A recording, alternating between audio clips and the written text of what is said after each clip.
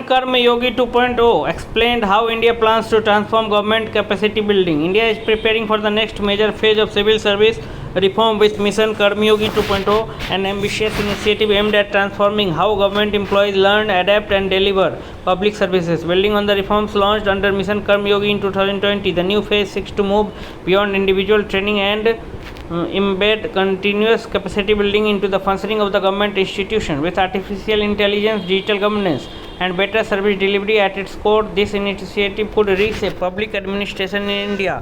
What is Mission Karma Yogi 2.0? Mission Karma Yogi 2.0 is the proposed next phase of India's National Program for Civil Services Capacity Building (NPCSCB).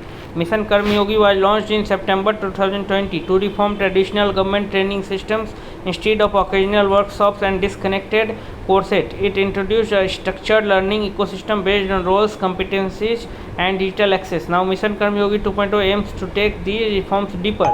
According to Capacity Building Commission (CBC) Chairperson S. Radha Chauhan, the new phase will focus on institutionalizing reforms so that the capacity building becomes a permanent part of governance. Why Mission Karma Yogi 2.0 matters? India's governance challenges are rapidly evolving. Public administration today requires officials to understand digital governance, artificial intelligence, data-driven decision-making, modern service delivery, citizen-centric administration. Training individual alone is no longer enough. Mission Karma Yogi 2.0 shifts focus from simply teaching employees to strengthening the organization they work in. This means ministries, departments, state governments, and frontline agencies must be capable of using newly acquired skills effectively. This broader reform supports the government's Viksit Bharat vision, from traditional training to competency-based learning. One of the Mission Karma Yogi's biggest contributions has been changing how civil servants are trained. Earlier, government training often followed a periodic and generalized model. The new framework introduced role-based learning pathways, competency-driven skill development, standardized training quality, digital learning access through iGot Karma Yogi.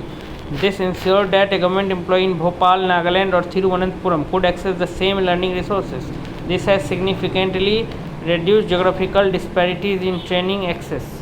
The role of the iGot Karma Yogi platform. At the heart of the program is the iGot Karma Yogi digital learning platform. It serves as a national online training ecosystem for government employees. Key features include anytime learning access, standardized learning modules, role-specific training content, scalable digital infrastructure, centralized learning quality benchmarks. The platform represents a major step in the digital governance reforms. Instead of relying only on physical training centers, learning is now accessible at scale. AI to become a core focus in governance.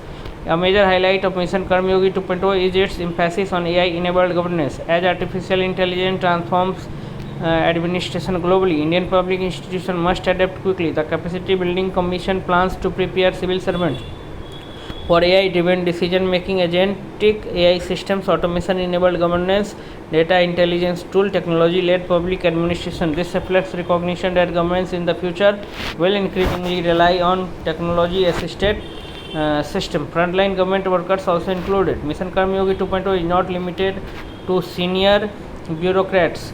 The reform aims to reach frontline workers who directly interact with citizens. This includes panchayat secretaries, urban local body officials, Anganwadi workers, police constables, traffic personnel, local governance staff. This inclusive approach is significant because citizen experience depends heavily on frontline service delivery.